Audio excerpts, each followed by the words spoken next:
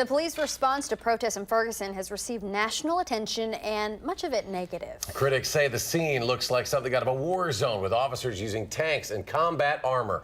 News 3's Leah Linscheid joins us live with reaction from the Madison Police Department. Leah? Hi, Eric and Michelle. Well, the Madison Police Department has some of the same combat gear that you're seeing down in Ferguson.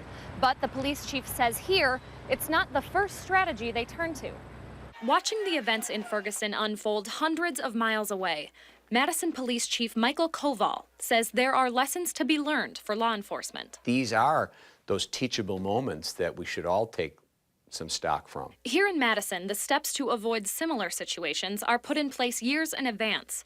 Koval says every day officers are trained to create relationships with residents on the city streets. We encourage them to get out of the squad car, humanize themselves to others, walk through the food cart, shoot a few hoops at the basketball court. Let them see those individual personalities that emerge above and beyond the badge. It's a more humane approach that can help in heated situations too. You don't show up in hard gear with riot gear and a facial visor. You show up in soft gear. That way, I think you take the anonymity away from the crowd. You develop yourself as a relational person to the crowd.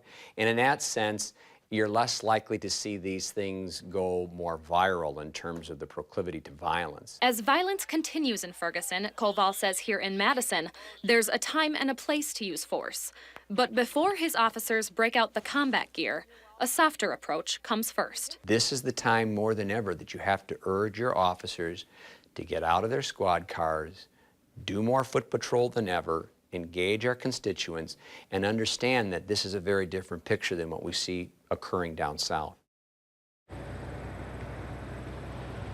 Chief Koval says it's easy to watch the events unfold in Ferguson from 300 miles away up here in Madison and criticize some of the decisions that are being made. But he says that's not his intent. Instead, above all law enforcement officials should look at this as a lesson to be learned, that this could happen almost anywhere. Eric and Michelle. I think it's safe to say a lot of people think that there are learning opportunities for a lot of people in this case. Thanks, Leah.